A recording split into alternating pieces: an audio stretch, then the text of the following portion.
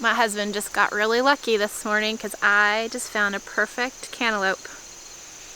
And I'm gonna go eat it. But I will share. Oh no, look at it. It's fine. Well, I'm gonna eat it anyway. There are more coming on, but this one's for this morning. I think that one's rotten. Whoa! And the vine is still living, which means it's just gonna get bigger. Oh no, there's a slug getting that one. Wow. That's a big pumpkin. How are we gonna get it out of here? I'll carry it out. Around the whole garden? Yeah. Wow.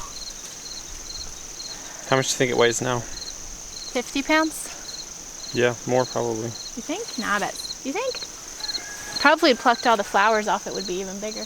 But we forgot to do that. I kind of just wanted to see what would happen.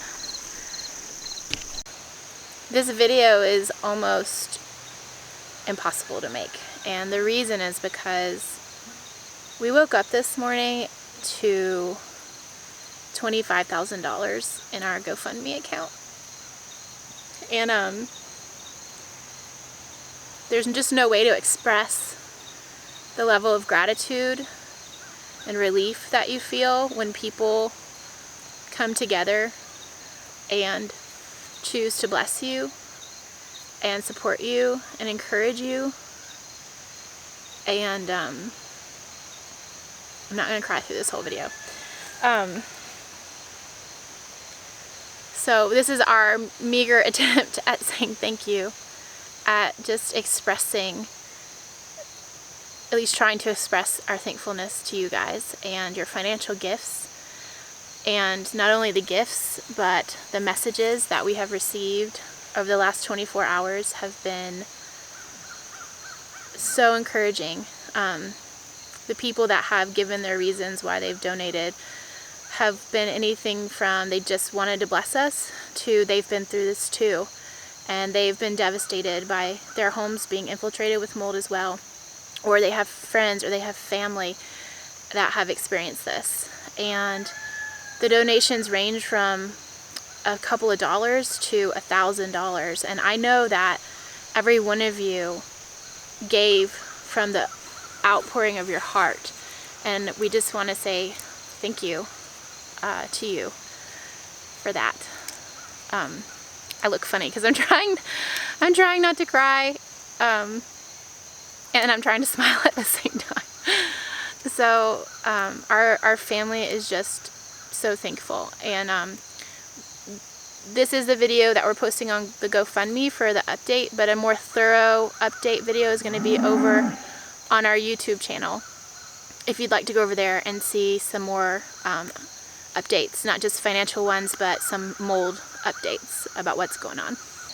We were talking this morning to our kids, and we're pretty open with our kids about a lot of things. And we were talking to them about the GoFundMe and about your generosity.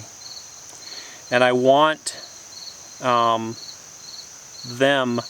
I have a strong, strong desire for them to not take any of the blessings in our lives through our YouTube channel for granted. So we talk to them about this stuff all the time. I told them this morning, people just gave us, like 500 people, just gave us what many people in this country, one of the wealthiest countries in the world, make in a year. I don't want them to take that for granted for a minute, and we don't. Like, we are amazed, honestly amazed, like how fast that you all have gotten us nearly to the goal that we set on the GoFundMe. So thank you so much. I do want to say thank you to Alex and Simeon from Swedish Homestead for setting up the GoFundMe and for encouraging us to do it, you know, because they had reached out to us a couple of weeks ago and we had just said no, we're not doing a GoFundMe. And them, along with a few other friends, really took the time to just speak truth to us about receiving from people and asking for help when you need it. One thing that Alex and Simeon asked us to address in this video was that people have said, well, we don't want to donate on GoFundMe, we want to donate through PayPal, and that's fine. PayPal does take a small cut, and that's okay. If you want to do that, you can, and the PayPal account is artandbrivlog@gmail.com. That's the email address that's linked to it if you want to do that. So we're making this video just to say thank you so much. We're blown away. This is crazy and amazing. So thank you. I definitely didn't expect this. Yeah, thank you guys. Thank you so much. Crawl space. We wanted to give you all a couple other updates about what's going on with the mold and kind of what's coming up next. We're still in this planning stage. We still have people coming out to give estimates. One person's coming this week who's it's an additional mold remediator to give us an estimate on every part of the job, so we can kind of pick and choose like who might do what. These folks, I believe, have more experience with like big structural stuff. And so I'm curious to see what their insight is, and then what their bids are for the parts of this job. And then many of you have said, why don't you rent an RV or live in the barn or get a mobile home? And that stuff has all been in the works and being considered. And we have a camper, and we're going to pick it up on Wednesday. Some very close family friends of ours are lending it to us indefinitely. So we're picking that up on Wednesday and hoping to move into it pretty quickly thereafter. But I just want you guys to know that this is not a quick fix, and we don't plan to move forward on most of it until we know what we're doing. Because we've read so many horror stories of things being done improperly. And we do not have room for error. Not in our GoFundMe, not in our time. I don't really want to live in the camper through winter. And if that has to happen, then you know what? Like, God will sustain us. God will sustain my mama's heart. And we will just be okay being homeless through the winter. But I did want to share with you about the RV because it has relieved me to know, like, other people have offered free places to live for us, and we could live with family, but all of that is really far away from our farm, and we have animals. We can't be far away from our farm every day. We can for small chunks of time, but not indefinitely. So knowing that we have a home base here on our property is just so relieving. There's questions though that we have to figure out about the camper. Like, I'm not entirely sure how winterized it is yet. I mean, I'm hoping that we can do a lot of this before it's actually freezing hard. Yeah. But it's just, so we have all these big jobs basically that need to be done, and we're still getting the bids, like I said. But what we have to figure out, and we are now, but is arranging the order that they need to be done in. We have a pretty good idea, but then some of it's still up in the air. And then the question will be just how close, like how much do we end up doing, and then how close can we schedule people to come in and do jobs? It's because it's just so many portions of the job. And then on top of that, there's the rebuild. Mostly what we talked about on our channel is just cleaning up the mold, but once we've done demo and cleaning, we have to rebuild. We also have to replace a lot of our things. I'm still looking into, I'm pretty sure the mold company has assured me there's a lot of things that they can come in and clean with their special stuff. But I'm still reading about that. And I do know for sure we have to get rid of all of our soft furniture, all of our mattresses, couches, chairs, comforters, pillows, things like that. Which honestly, we don't have like that much big soft furniture. We just don't. Most of it's mattresses, and it's like the mattresses and the couch pretty much. it still has to be replaced. What I am trying to just like figure out is because some people say you got to get rid of everything, and some people say no, that stuff's enough. But what I don't want to do is not do a thorough job. So I'm still trying to figure out, like, do we need to get rid of all of our books? Do we need to get rid of all of our clothes? Do we need to get rid of the kids' toys? Like, obviously they're stuffed animals, yes, but they, you know, we aren't minimalist, but we don't have a lot of stuff. So, but my next question is, like, how about all the bins of clothes that I keep so that I don't have to buy new clothes for my kids every season? Or is laundering them effective? Right, because they have been stored in the room that has some of the worst mold counts.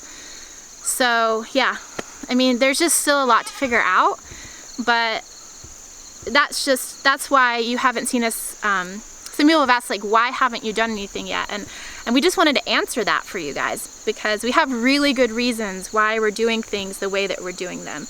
We want to do things right and well. My take on, I don't want to move into the camper next week. I want to get all our jobs lined up and then just do as fast and hard push as we can, be in the camper for as short amount of time as can, but I want to have everything lined out and then just go on it, and it'll be just like non-stop. I'm hoping for like a month, it may go to like 2.5. And he and I differ in that, so we're still trying to figure that out, because I feel like our home is unsafe to be in, so we should get out of it as soon as possible. And it may be that we do a combination of both, like we sleep in the camper. You sleep in the camper, I'll sleep in the bed. We sleep in the camper, and we try to do some of our life in the house until we literally cannot be in there, because that's coming, where we literally cannot be in our house, because the demolition itself we can't be there, but also because of the spores of the mold coming into the house from the demo, it's just not safe. I do want to address one quick thing. So many people have messaged us saying you need to get out of your house right now, it's unsafe, and I hear that. You know, there are different, I don't know if that's totally true. It is on some level. We need to get out of our house. I think, like, it has been really hard for me to come to terms with the fact that we are losing our home. And it's only just hit me, honestly, when we secured the camper, was whenever it hit me, like, oh, like, we are losing our home. So that may be irresponsible of me, but it's just where I'm at. And yeah, so I am thankful for this camper coming. I am beyond grateful for it, and I am happy that we'll be moving into a better environment for our health. But it's grievous and it's hard. And that leads me to the next thing I really want to share, which is that we believe wholeheartedly in the power of prayer. And we are coveting your prayers. We feel them. I have mostly dealt with this with so much peace and grace. I have had moments of overwhelm and crying, and I think that's totally healthy and fine. But I haven't fallen apart. I haven't, like, lost it. And so I just want to say thank you for your prayers, and also thank you for your kind messages. Your stories of overcoming, your stories of encouragement, your stories of just lifting us up are such balm to my heart. And I just wanted to say thank you for those. And yes, the money, we need that money, and we are so blessed and thankful for it. But your prayers and your messages, we are reading every single one of them and taking them to heart. So thank you so much. Guys, we just want to end this video by saying thank you again. Yes. This just has meant so much to us, and this is a big adventure. It's going to be over the next months probably, but thank you for your support. We'll bring you along the way. We'll show you probably almost every step of the process, or at least update you on it after stuff is done, and we'll see you soon. See you in the next video, guys. Bye.